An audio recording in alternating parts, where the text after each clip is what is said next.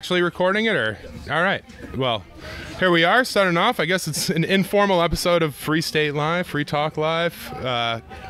Is this the crossover episode? Everyone, no, yeah, Free State Live Talk. Yeah, I'm Kevin Haley, as always, here, usually Monday nights. And this week, Bill wandered off, Carla's engaged, we got Reed Coverdale up here. If you want to introduce yourself, Reed. I've been on Free State Live and Free Talk Live. Always a good plan. Hello, is that better? Yeah, I'm out of practice. Haven't been on in a while, so good to be here. And then we also have Ian Freeman joining us today live from Porcfest 2023. I certainly didn't plan anything. Just came down, brought the 3-year-old, so here we are. Easy enough to just launch into a conversation, I figure. It's Porcfest, there's enough going on, so. I'm glad to finally be on Free State Live. Yeah, excellent. That's another one, too. It's great to lock you. You were on our guest list for a long time. It's just lining things up and going down the who's who. Yeah. Well, I thought it would be cool if we could do a crossover where you guys are on Free Talk Live at the same time we're on your show for an hour or something. We could do that. Oh, yeah. We'll set it up. We can drive out. I have nothing. No, I mean, we could do it over the internet. That's another one, too. Yeah. Either way works, so. I'm open for that. Yeah. Well, how's your Porcfest going, guys? Mine's going well. It's my first full week here. I came for the first time. Yeah. Wow. I came for the first time in 2021, even though I grew up here. I never came to Porcfest until I lived in Utah, and then I decided to come. And then I came last year for a few days, and here the whole week this time. Yeah, perfect. I am only allowed to be here during the day due to federal bail restrictions. I have to leave here at 7 o'clock tonight to go home. Now, they would let me come here every single day. They're fine with me coming here, but the prosecution said I couldn't stay the night because they didn't want me having a sleepover with my friends.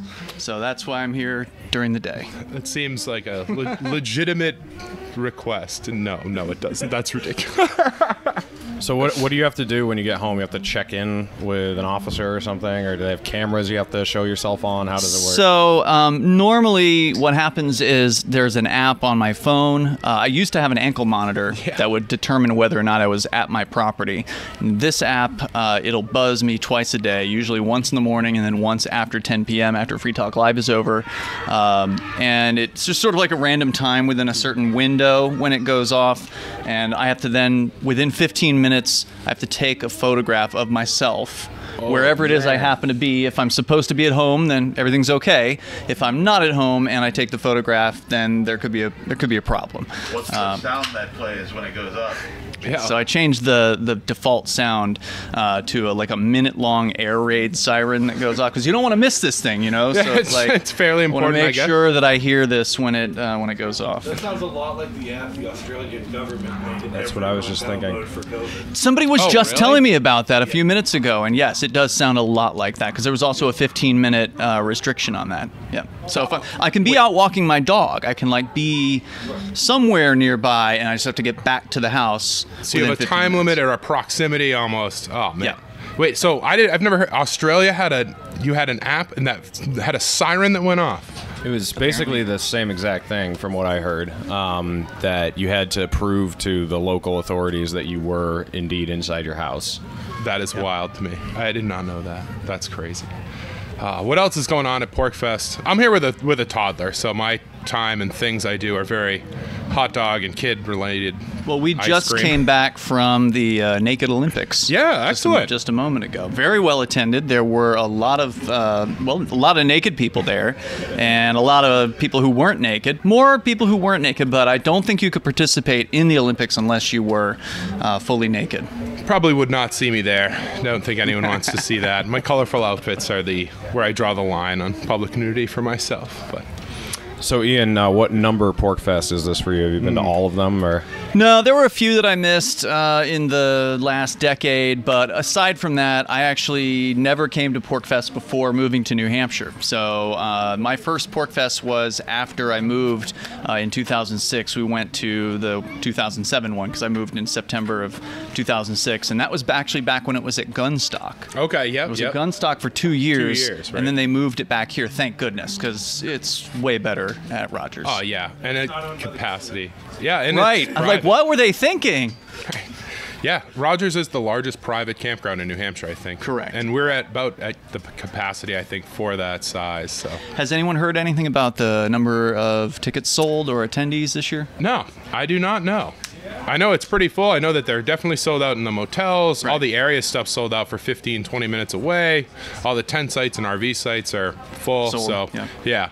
I don't know what the ticket number was, but Rogers is certainly packed out, the whole area. I know Walmart's probably under a lot of stress. Mm-hmm. It's going to rain tomorrow, so go buy a $9 umbrella from somebody. That'll happen inevitably. Supply and demand. This is the market decides. So. Indeed. Yeah, it's beautiful. Everybody I've been talking to has, of course, been enjoying their time. And as always, there's always new people at Porcfest, which is, I think, the best part about this event is that it's usually it seems like half the crowd. It seems like half the people here have never been to Porcfest before. Yeah, there's a lot of that. I get a lot of questions. I wear goofy outfits just because it's like, oh, you look like an idiot or something like that. But it's a good conversation starter. And 99% of the time, it's somebody that doesn't know me or isn't from the area or is visiting for the first or second time. Mm-hmm. So it's a good way to strike up a conversation or something.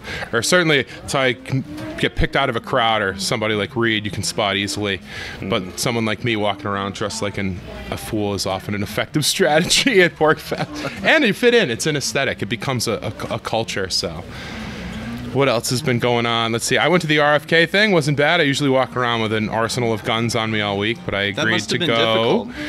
It was all right. I was torn because a lot of people expected me to be going to the gun protest outside of the RFK thing, but I was actually inside. So I tried to run out and run to the protest and do both. But somebody asked last night. We did a live show last night because Arya took the day off here, but they asked about was there a counter protest, and I said, well, I wasn't there. I hadn't seen any pictures. So what happened? It was I think it was a smaller than originally. I'm sure that the people on Twitter were talking a lot more than the people that actually showed up for it. But there were a bunch of guys that were full kits and some stuff. Revolutionary War muskets through a bunch of other I had my stuff. musket there. I actually intended to go listen to him speak, and I'm someone who goes off a gut feeling, and I went over to the pavilion and I just saw the metal detector in the line, and I was like, I just don't really want to do this. So I actually went and grabbed my musket and went and stood outside with everybody and talking to everyone. Not everybody probably, but most of the people I talked to, they weren't even upset that he was there or that it was happening the way it was, just that they didn't feel like they wanted to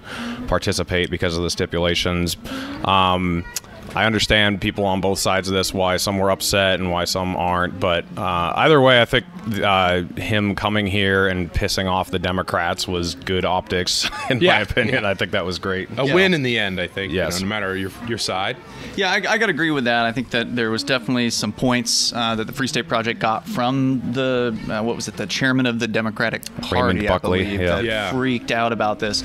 But I think he would have still freaked out if we had put all the politicians down on a broken wooden pallet by the dumpsters. Yep. I think that's the better place for a politician at Porcfest. I mean, it's kind of gross to see like Vivek's bus and RFK and all these people around here. It's like, these are not libertarians. They're not good people. They, even though they might be better than the opposition or whatever. And I wouldn't even give Vivek that because he's a monster. I mean, the guy wants to start a hot war with Mexico, a drug war. I mean, this guy's out of his fucking mind. Can I say that on the internet? Yeah. Okay, good. I know Carl is trying to not curse on the show. So. Oh, no. 10 minutes YouTube listens to. Oh, is that right? Okay. Yeah. Good to know. Whatever it is. Yeah, no, it is interesting seeing it, like, I don't know, 4th or 5th Porcfest in a row for me. So even going back a few years, it's a big change in terms of the names of some of those people. Mm-hmm. And then Maj was supposed to come, so you get the celebritarian effect a little bit. And I wonder how much one drives the other, in terms of that. I don't know. This event would have been just as successful without any politicians. Yeah, showing 100%. So we don't need them, right? Oh, very true. Right. Oh, it's an interesting thing, too. I was talking to a lot of people, but it's people courting us, people courting the Free State Project or Porcfest or the event, whatever it is, for their name or whatever. And if they have a good reply like RFK did, too, Buckley there, that's all right, cool. I'm going to go talk to who I want to, and I'll take the anti-establishment bit out of you, even if I, again. Unlike Larry Elder, who apparently at the pavilion just said that he doesn't support Defend the Guard and doesn't think that Congress should have to declare war to send troops anywhere. So it's also a libertarian Larry Elder. Yeah, that's self-described libertarian. Yes. I believe. So I don't know. Either way, I mean, putting them in front of people who will ask them tough questions, I think, think is also something that you won't necessarily get anywhere else unless I'm able to sneak into a Marianne Williamson event with Justin. So. That's effective. It's worth it. It's worth something. I mean, I know Carla, I think she cornered RFK about secession. And of course, he's slimed out of giving an answer. So it's like, yeah, you can corner him, but then they don't have to answer the question. They're politicians. They're professionals at being slimy. I mean, that's what they do. Certainly filibustering out of a legitimate answer to something, I think she asked if it was about a peaceful, like, would he use force against it? I can't remember what the question was, but... Would you use force against us if we secede? I think was a peaceful secession or something, yeah. And I don't know how you can't answer that very easily and quickly, but, maybe that's just because I've been at Porcfest for a week and it's my sunburn, but... an easy one. So Ian, let's talk about the Crypto 6 deal that's been going on. Give us a quick lowdown of what happened. You basically promised privacy to customers, and you're being accused of all sorts of things that you never did, and now your sentencing is being pushed around. Just give us the lowdown on the whole scenario. And what it's took place. It's a tough one to summarize. I mean, because it's been going on now for years. But essentially, the federal government thugs came to my house and 4 other locations of some of our friends at the same time. It was 5 in the morning on March of 2021, and it was very cold, and they blew up a flashbang in the backyard or a smoke grenade or whatever it was, and then they smashed in some windows and smashed in a door. They sent a drone in, and it was very, very ridiculous and unnecessary and violent, and all because of some completely victimless financial so-called crimes, which all stem from the sale of Bitcoin without asking for government permission. So that's what it all came down to. They then had a ridiculous trial after a couple of years where they drug out these elderly victims of some online scammers, which they were very sad stories. I mean, the people, unfortunately, are regularly scammed on the internet in various different ways, and those scam artists will instruct their victims to do various different things, such as go and buy, those prepaid cards. Prepaid American Express. Or buy Bitcoin from people like me, who were what you would call peer-to-peer Bitcoin sellers. There's these websites online that allow individuals to connect with other individuals and buy things like Bitcoin or Monero or whatever from them. And so I was one of those people, and so was Aria DeMezzo, and we were very successful at it for many years. They investigated us for half a decade on this, and thousands of successful transactions. A small percentage of those thousands were apparently people who were scammed by online scam artists. It's probably like 1% to 2%, somewhere in that range. And we had procedures in place to catch these scams. We had know your customer requirements that weren't per se government requirements, but things that we had put into place for our security and to try to protect our customers, to try to make the customers aware of potential scams that might have been going on.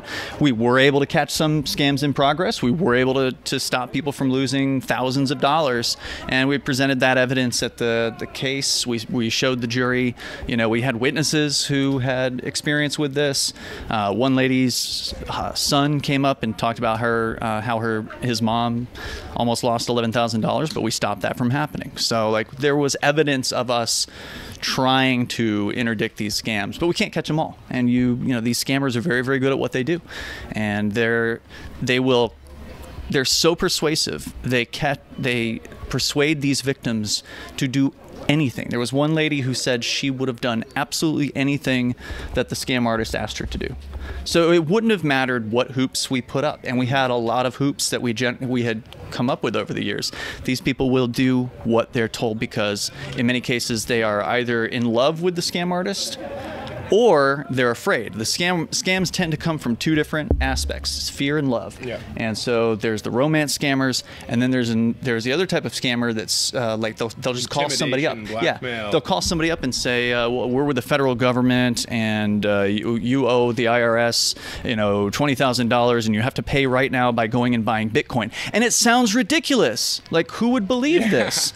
But people, they believe it, and then they go and they do whatever the scammer wants them to do. In many cases, with the scammer on the phone for 2 hours straight, walking them through going to the bank and et cetera, et cetera. So, yeah, we during cross-examination, we pointed out that every single one of the people who lost money went to a bank first, talked to a bank teller, had the bank teller send away their life savings from them, but they didn't charge any of the bank tellers. No one there. Yeah, they didn't charge it. No one there is a part of the process, apparently. Well, they all have the government paperwork, Right. so it's fine. If the guy with the government paperwork sends your life savings away to a scam artist, then that's fine. Right. But if you don't have the government paperwork, then you get to go to prison in that case. So, I mean, that's kind of the summary of what happened. Yeah. So now I'm facing sentencing on 8 various different victimless counts. They hit me with 4 counts of tax evasion. They hit me with money laundering, a couple counts of that, and then money transmission without a license. So, And that's a reduction from previous charges, correct? right, because the feds, they always hit you with as many charges as they possibly can because they want to intimidate you into taking a plea deal, which usually works. Most people do take the plea, and there's an argument that there's a good reason to because, you know, even if you do go to trial, there's still a good chance you're going to get found guilty, even if you're completely innocent. You know, I did not do anything wrong here. I didn't even break these laws, but the jury, for whatever reason, decided they wanted to send somebody up the river, I presume just because they felt really bad for the elderly folks that had gotten taken advantage of. And interesting thing, the feds, or the victims, on cross-examination, 2 of them admitted that the feds never asked a single question about the scam artists themselves. So one guy lost $1.2 million, his entire life savings. About $300,000 of it came in to us for Bitcoin. He lost another $900,000, and he admitted under cross-examination that there was never one question that the feds asked him about the other $900,000. Yeah, you would think you would start off with the larger dollar amount and then work your way backwards. There was another lady who had been talking to her scammer for half a decade, 5 or 6 years, prior to buying Bitcoin from me. And she admitted under cross-examination that just the week prior, she was still having conversations with the scam artist. He was still trying to rope her into helping him with these different things that he wanted to do. And the feds never asked her a single question about him. She even said, I'd be happy to give them information about him, you know, like what phone number he's texting me from or whatever. Not a single question about it. So, you know, it's clear that they're not interested in actually helping these elderly people, that the elderly victims were just a tool that they used to get to us. Yeah. Is what it was. The bleeding heart tactic is certainly effective there. I mean, not great, but... So in your mind, is this case setting any new precedents, or have you seen this type of thing happening to other? I mean, it seems similar to what happened to Ross Ulbricht in some ways. Like, this is a problem that's been going on a long time, but is this kind of scary more than just for you guys? Do you think this is setting something up bigger for the future? Or? Well, the thing is, we weren't the first to go down for this. There have been many peer-to-peer Bitcoin sellers who have been arrested prior to us. You know, we happen to be a little higher profile because of Free Talk Live as a radio show. We've got this great community here in New Hampshire, so probably more people are aware of what's happened to us than your typical Bitcoin seller. Make transactions, or so this has been going on, and the usual thing happens. They arrest the guy or the 2 people or whatever they arrest, and they take a plea, and it's over. There's no real precedent there besides the fact that the feds are just intimidating their way into conviction after conviction after conviction. These guys rarely will take it to trial. I'm one of the few who has ever done that. Ernie's got a buddy, Morpheus, in Arizona, who also took his to trial, and he lost too in that particular case. I don't think they hit him with as many charges, but it's tough out there because the juries aren't lawyers. They don't know, you know, the law, and in many cases these are very kind of tricky legal questions that need to be addressed. So maybe I should have gone with a judge instead of a jury, but you know, hindsight's always 20/20. I figured I had a better chance with a New Hampshire jury than a New York or a California jury, but that's true. Turns out they were no good. So I mean, the guy that signs the check for the judge still works for the state of New Hampshire in some way, which is also the guy. Well, in this case, it's federal. Well, yeah, sure.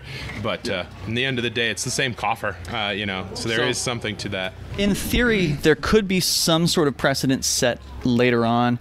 Because I didn't take a plea, I'm the one of the Crypto 6 who has the ability to appeal. Whether I'm going to be inside a prison cell appealing or allowed to stay out for the appeal, it's fairly unusual for someone to be out even post-conviction. So I've been convicted, but the judge said in court after I was convicted, he said there's an appealable issue that he could see, and so he didn't want to put me in jail knowing that there's an appealable issue, which is very unusual. Normally it's like, all right, go to jail, and if you got your appeal, well, you have to sit in jail for 2 years while you Great. We might give you time served for some of that or something, but that's interesting. So, I mean, in theory, these could be overturned on appeal. Also, we're still waiting on a motion to dismiss where we're essentially arguing that the feds have not proven their case on any of the 8 counts.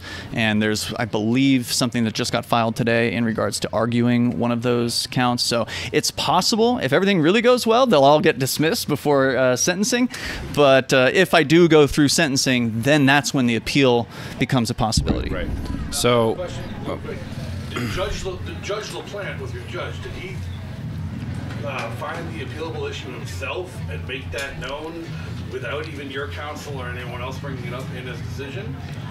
The question, should I restate your question? Yeah. Justin is asking whether Judge LaPlante, who was the judge through the Crypto 6 case, identified the appealable issue. He did not specifically say what the issue was, but he did say at the conviction, as soon as I was convicted, when the jury left the room, he said, acknowledged that there is an appealable issue or likely is an appealable issue, and that's why he's going to let me stay out. I personally found the whole course of events fascinating because he was the judge overseeing my trial when I sued Sununu. The civil case. Yeah, the civil case. And he was 100% on my side, interfering with the trial and interrupting the state's attorney during cross-examination of me to tell them that I was right and to stop going down the line of questioning. And his decision was all about how awful the state's case was and how right I was. Yeah, interesting. And then when I heard his decision about Aria needing to make an example, I'm like, how is this the same judge?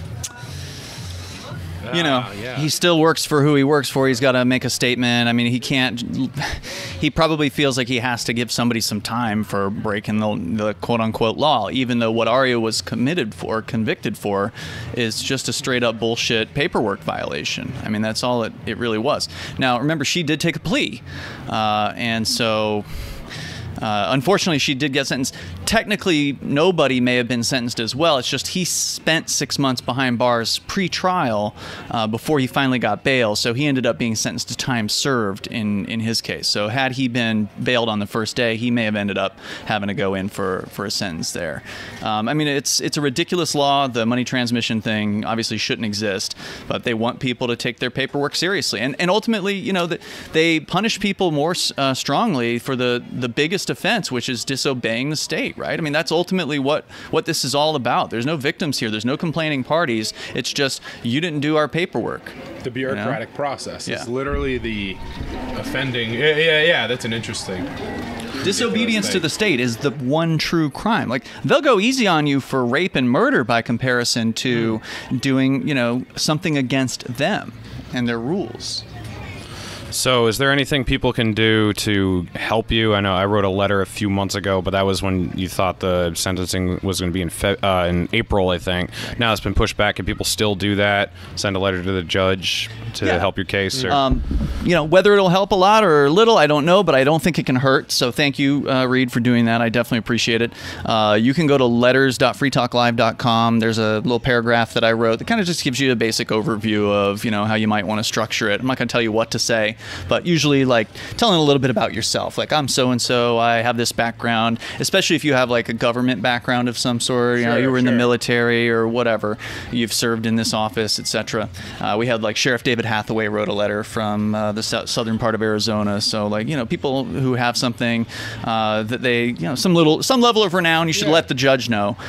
Include some contact info, and then any way you feel like I may have had a positive impact on your life or the community, that's what needs to be talked about. And so we will deliver those to the judge, and he'll make his decision. Unless he throws all the counts out before sentencing, that's still a possibility. Hey, it is on the table. Interesting. It's there.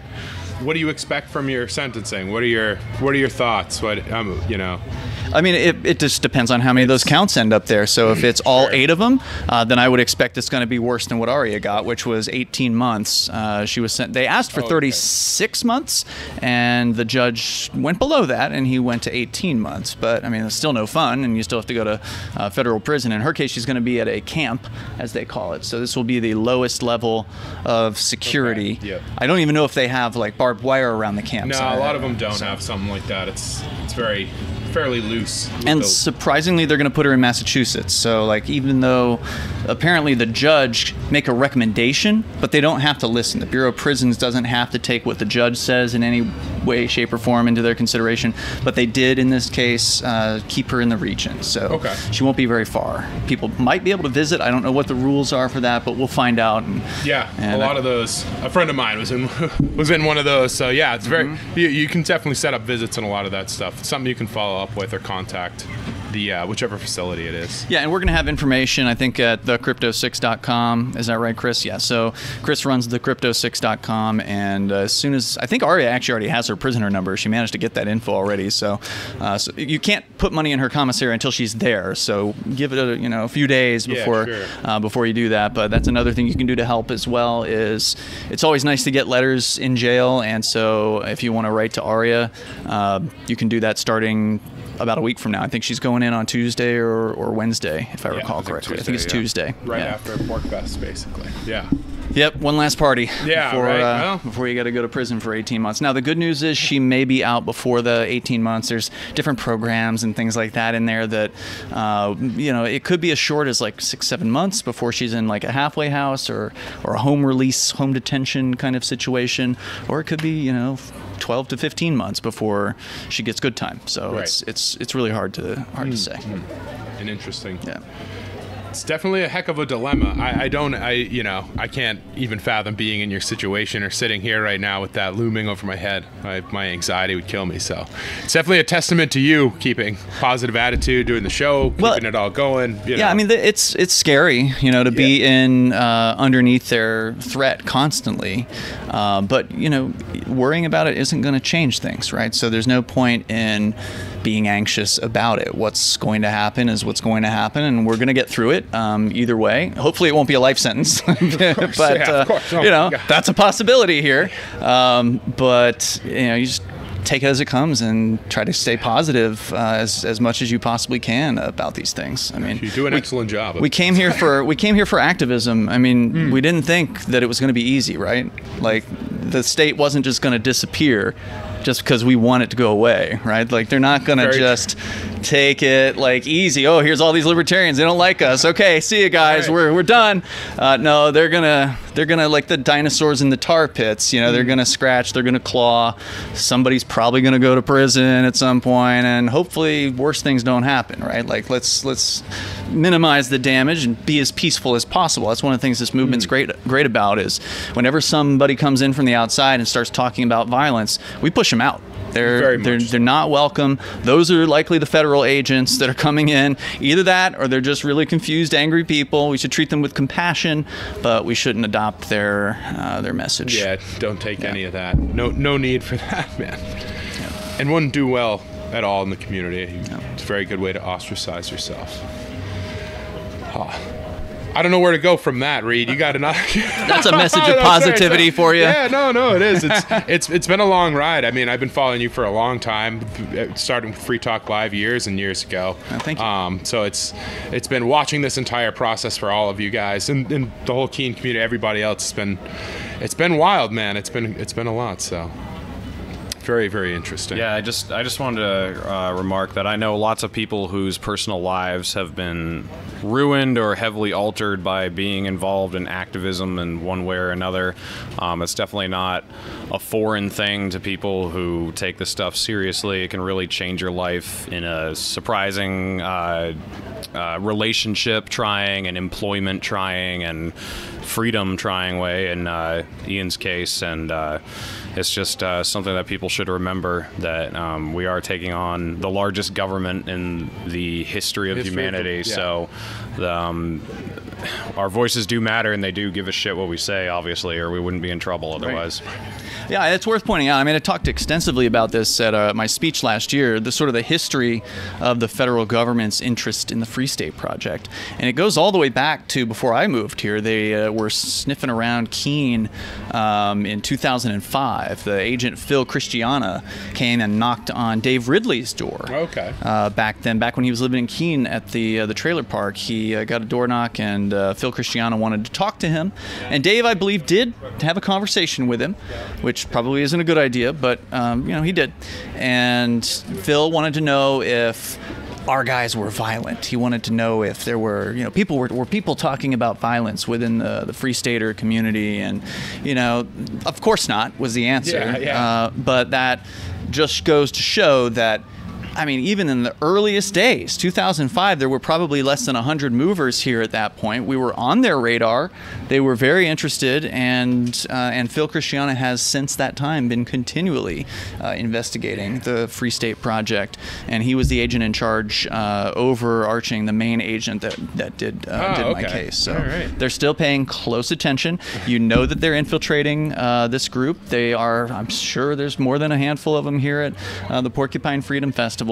But we're not planning violence, and that's, I think, primarily what they're looking for. But they also, Mark Edge, my co-host, he interviewed a former agent who said that, there's the FBI agents that do the investigation of the actual crimes, and then there's a whole bunch of them that they just join political movements and they infiltrate political groups. And this isn't new. They've been doing this for a long time. They did this back in the day of Martin Luther King, Malcolm X. They've been infiltrating, whether it's the right-wing white nationalists or the Antifa or the Free State Project, any political organization that could, in theory, change something. Right. They want to be a part of it. They want to be quietly a part of it. They want to try to create problems within those movements through various different means. So they're continuing that with the Free State Project.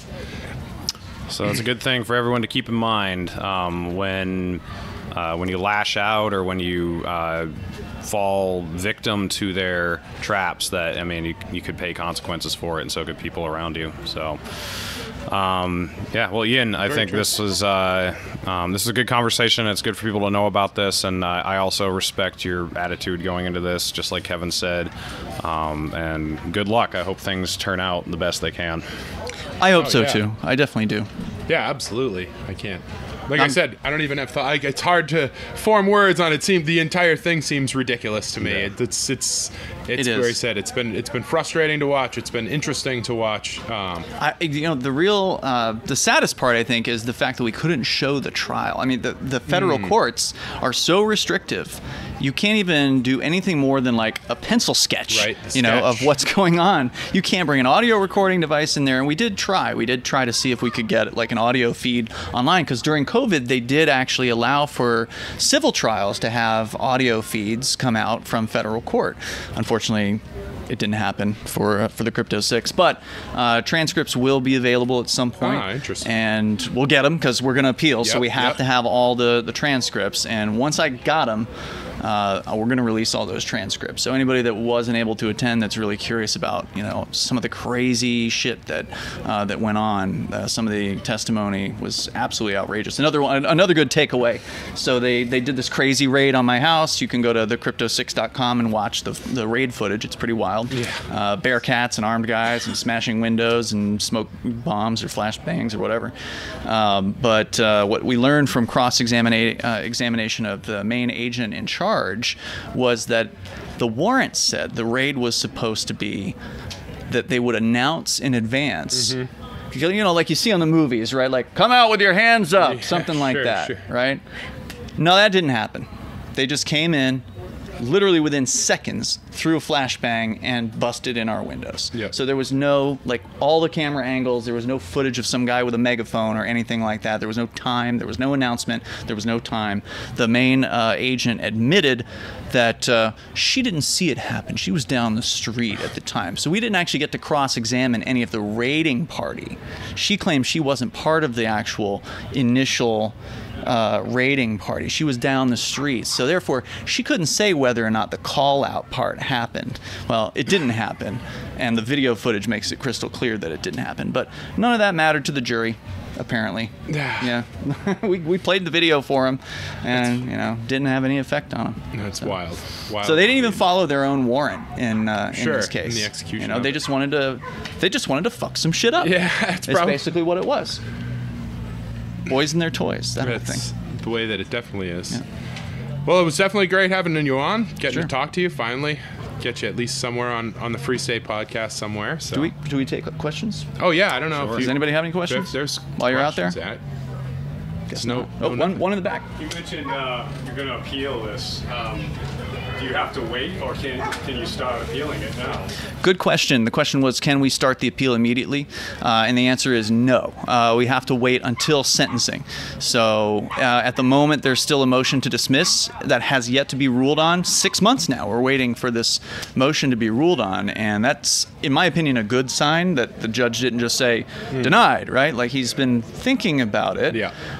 So we don't know how that's going to play out. So we still don't know how many counts that we're going to be seeing at sentencing.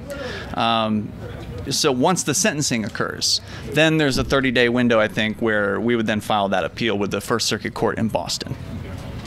So we don't know when the sentencing is going to happen. It's currently set for August 17th, I think 10 a.m. at federal court in Concord, but it's been pushed back 2 or 3, 4 times, so it could get pushed back again.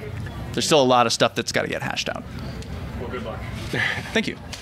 Maybe not related, but your experience in this whole field.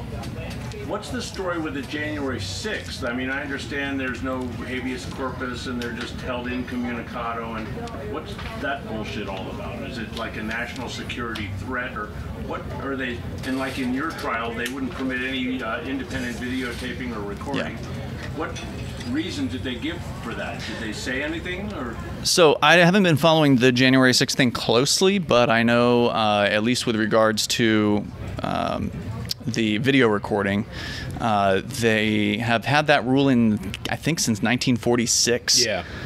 It goes way back, and there's some interesting history where they actually claim that by prohibiting media from being in the federal court, that they're actually helping the defendants. They have the audacity to claim that it actually helps defendants because they claim that it changes how witnesses portray themselves on the stand and things like that. So. Perceived by the audience or the jury that, public perception. Oh, but it's an interesting. That's ridiculous because as the defendant, I should be able to say, well, that's fine. Even though you think it's going to hurt me, I'd still like to have cameras in this courtroom. It's a federal court rule that there's just no cameras. Supreme Court made this decision, 80 years ago or whatever. So they would have to change that rule, and that's why the Donald Trump thing, for instance, you're not going to see a single camera in that court. You'll see it in New York, maybe, the New York case for Trump, but the federal case against Trump, it's just going to be some artist sketching pictures, and that's it. And then you just have to rely on whoever is sitting in the courtroom to give you the scoop on accurately about what happened. So it's crazy. Stenographer to be giving that proof. That's true as well, yeah. So I hope that answered your question to some extent. Well, then January 6th, with that all. Yeah, I don't know. Have you guys been following the 6 cases at all? No, not closely in any way, other than some people seemed like they were getting held or were kind of getting held without charges or knowing exactly what they were going to be brought with or being held extraneously long times for trespassing charges or things, but They let Buffalo Man out already, though. oh, all right. They did. They've let a lot of them out pretty early, it seems like. I mean, from the few cases that I've seen, the Buffalo guy, the guy with the podium, remember that guy? Podium guy. He's out already as well. Follow both of them on Twitter, by the Yeah, way. I did too. I definitely follow Podium Guy on Twitter. Yeah, me too. Even though, I don't know what they talk about, but it's a good for them. He's a character. Yeah, exactly. So I feel like the ones who've been getting the few year-long sentences have gotten a break, it seems like, from the Bureau of Prisons. And a lot of this does depend on what the Bureau of Prisons wants to do. It's like if they want to kick Aria out into a halfway house after a few months, then they can. It's really up to them. The judge doesn't really get to decide those things, apparently. So. Being conditioned to tolerate really crazy stuff. Yeah, well, that's he says we're being conditioned to tolerate crazy stuff, and that is true. People don't know what to do about the federal government. I mean, they are so powerful and they're so intimidating, and they know it, and they know that they can just throw as many attorneys and as much taxpayer dollars against you as they want, and our funds are limited, our resources are limited, and they understand that they can crush people, and that's why most people take the plea deal, even though they didn't do anything wrong. None of the other Crypto 6 did anything wrong. The people who took a plea for wire fraud never committed wire fraud. They never defrauded anyone. There was never a victim in those cases, but they now have wire fraud on their criminal record. And so if they go and they try to get a job in the financial sector or something like that, they don't even have a chance. They're not going to be given a chance to explain, oh yeah, no, I only did that because they were trying to scare me. No one cares the reason why you have a wire fraud on your record. It looks like you're a dishonest person. And none of those people are dishonest people. They're all my friends, and they're all great people, and they're good people. And it's a shame, what these feds, these evil prosecutors will do. And they will lie. And they lied about me, and they lied about Mark Edge, and they lied about so much in this case. And there's no punishment for them. Chris. Yeah, did you get any feel for what the judge thought about Bitcoin, or the jury on the blockchain for that matter, or did they even understand it? Oh yeah, good question. Yeah, did the jury even understand blockchain, crypto, any of even what was going on with the trial beyond just Well, we know they tried to keep the jury from understanding Bitcoin in advance. They would kick somebody off who might have been a Bitcoin person or had some sort of understanding of Bitcoin. Obviously, we attempted to explain it to them during the trial. Chris Freeman from Mighty Moose Mart, who's a Free Stater, he testified and kind of gave an explanation to the jury. I also explained some things to the jury when I took the stand as the defendant. It's just whether they understood it or not by the end of the trial, I don't know. Obviously, we can't easily just talk to them. I mean, there are very specific rules about how or if you can speak to jurors after a trial. It's easier in the state system, by the way. I think in the state system, it's like a 30-day window. After 30 days, you can reach out. Feds, the rules seem to differ by the federal court. And so anyway, we don't really know what the jury thought about Bitcoin. We know it was happening at the same time, though, as FTX. That was going down at the same time as this case, and so maybe that had an effect on what they were thinking, even though the judge told them at one point, now, Mr. Freeman has nothing to do with this FTX thing. But, we know that FTX in a lot of ways kind of poisoned people's mentality about cryptocurrency. So did that weigh into things? The elderly victims probably weighed in on them as well. And we know the judge didn't really know that much about cryptocurrency. That much is definitely true. He's, they're judges, right? Like they have to know a little bit about a lot of things, and they maybe have specific areas of law that they know more things about, but they certainly aren't technicians or engineers or whatever. So I don't know. Did I answer your question? Take a little more question. Okay. Oh, yeah. Is the blockchain a person? Is the blockchain a person? He's referencing a statement that the judge made at one point during one of our motion hearings, just sort of as evidence that he really didn't understand Bitcoin. But this is the legal land, right? Legal land. Everything's a person. Corporations are persons. Blockchains are now apparently persons, and it's just all a bizarre, confusing situation to be in.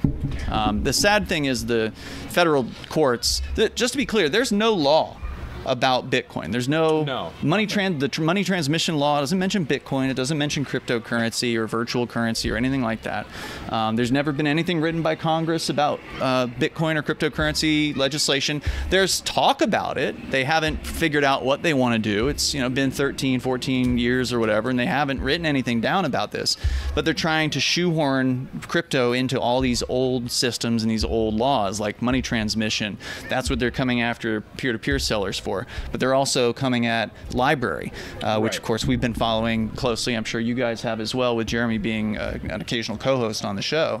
That's the SEC, the Securities and Exchange Commission, which also has no rules about crypto as far as the actual law. The SEC laws are from the 1930s, And so they're trying to shoehorn cryptocurrency into a set of laws that is almost 100 years old. Yeah, based on a bank run from the 20s. And then you've got the Commodities Futures Trading Commission also bringing cases against, in this case, Binance, the world's largest exchange. The SEC is bringing cases against Coinbase and Binance. So there's a full court press against cryptocurrency right now. They're going in as hot and heavy as they possibly can. And I think that, despite all of what has been happening, and I differ with Aria on this one. They were talking about it on Free Talk Live the other day. She's pretty black-pilled on crypto right now, and understandable for someone that's, getting ready to go to prison for 18 months.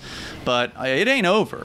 Crypto isn't, they can come at us and they can take down businesses and they can take down individuals and put people in prison. But the Bitcoin's not going away. The cryptocurrency isn't going to disappear. Monero is certainly not going to go away. And so, they can keep cracking down. They can make it uncomfortable. They can certainly make it distasteful to enter into the cryptocurrency industry as a business. But I think that you're always going to see people using cryptocurrency here at Porcfest and within the libertarian community with one another. I think it still is going to hold a spot close to our hearts. Whether we're able to use it openly or they prohibit that someday, I don't know how bad it's going to get. But I'm still optimistic in the long run for cryptocurrency. And of course, gold backs are great too. Yeah, that's I think gold backs took over Porcfest this year. Very it seems popular. Like, A lot of usage I've seen for sure.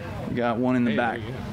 So what happens to your radio show should you go to prison? That was a question I was going to ask. What happens to Free Talk Live? What's any thoughts, plans, future? We're just going to do the best we can and try to keep on keeping on at whatever level is possible. Oh, all right. Yeah. It's good to know it'll still exist or push forward in some iteration. All right, Chris gets a third question here. Are we running out of time? I want to know, do I have to register as a computer dealer with Vincent to sell computers? Because the logic of the court seems to be that if you can resell something or reuse it, that you have to register with Vincent. Because you weren't acting like as a middleman to move money from one location to another, one person to another. You were simply selling your own thing to another person, just like any other thing that you sold. Right. Tough question to restate. He's asking, as a computer dealer, does he have to register with FinCEN, which is the Financial Crimes Enforcement Network, regarding selling something to another person? You're transmitting a computer to another individual, and really, the question is, do they want to fuck with you? I mean, ultimately. And if they do, then they're going to come up with something to get you on. I mean, whether it's FinCEN or whether it's some other obscure regulation or trade rule or whatever it is, if they want you, they will get you. They will come after you. They'll cook up whatever they want to if that's what they want to do. So, I mean, I understand why people want to keep their heads down. I mean, there's definitely, they are a scary bunch, and I don't know if that answers your question, but okay, I got a thumbs up. So, Derek. Do you have an opportunity during jury selection to say these aren't my peers? I mean, they don't know about Bitcoin or not. Is there any point at which that was even argued or arguable? The question was, could we object to the jurors based on they're not my peers? Lack of knowledge. I think I think that's been played out in the courts at other points where people have had cases about, like, well, how can you call these people our peers? They're not related. They don't understand us in any way, shape, or form. And I don't think that would really hold legal weight.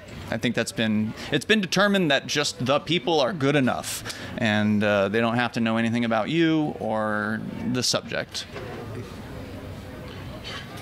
Turning attention to the impact that the Free Staters have had on legislation in New Hampshire and changes to make the state more free, what's something that the Free State Project has done that you are impressed by or think is like, wow, this is something that the Free State has done that's really important or valuable to liberty in New Hampshire?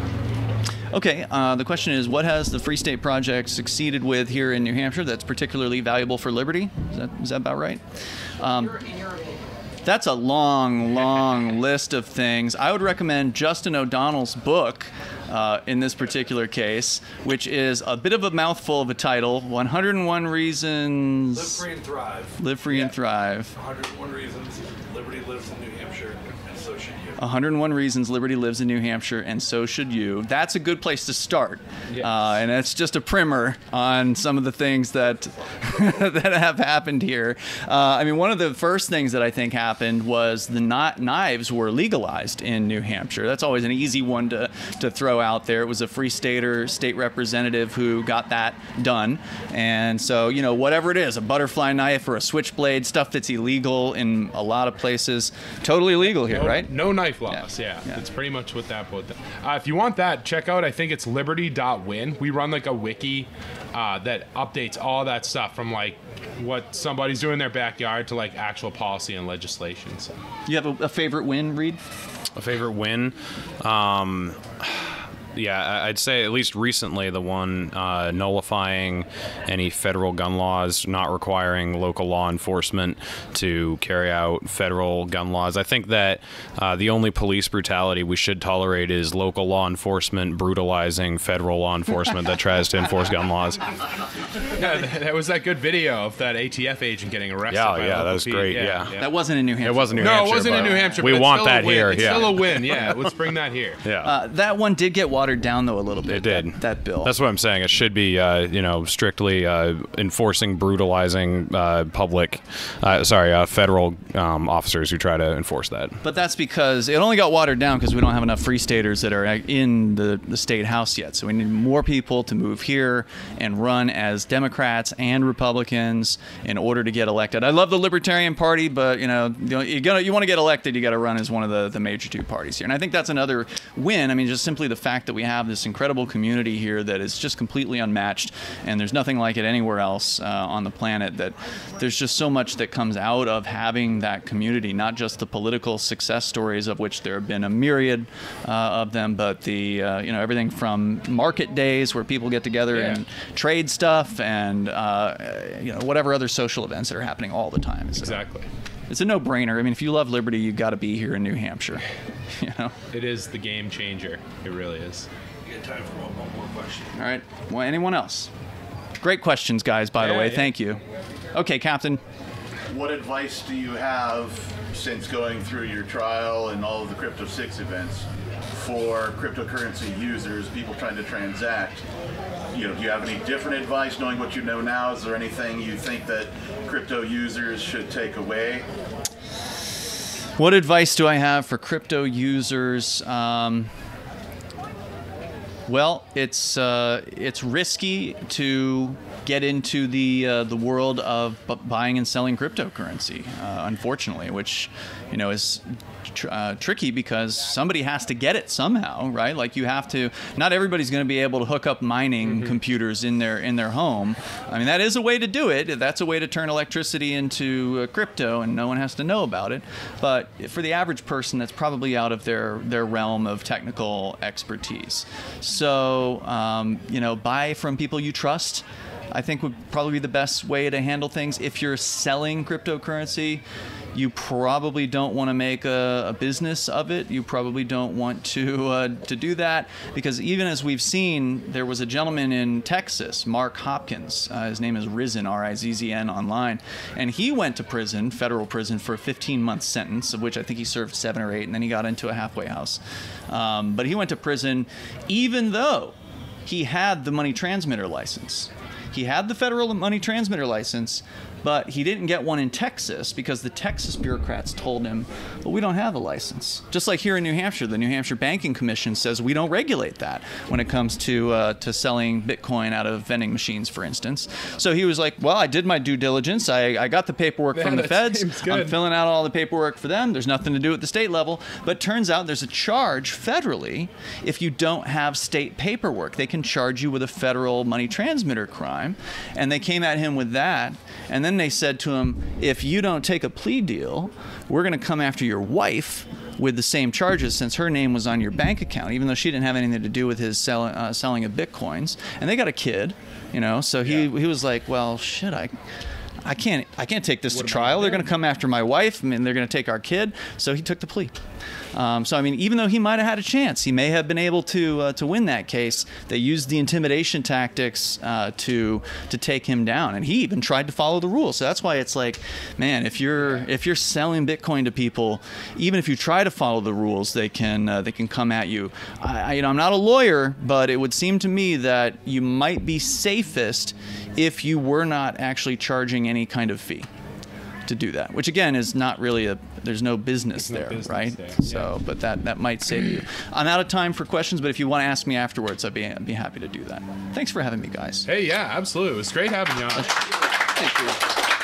Why don't you just finish off by telling people where they can follow the show, regardless of what happens in the next few months? Oh, thank you. freetalklive.com. We're there pretty much every night.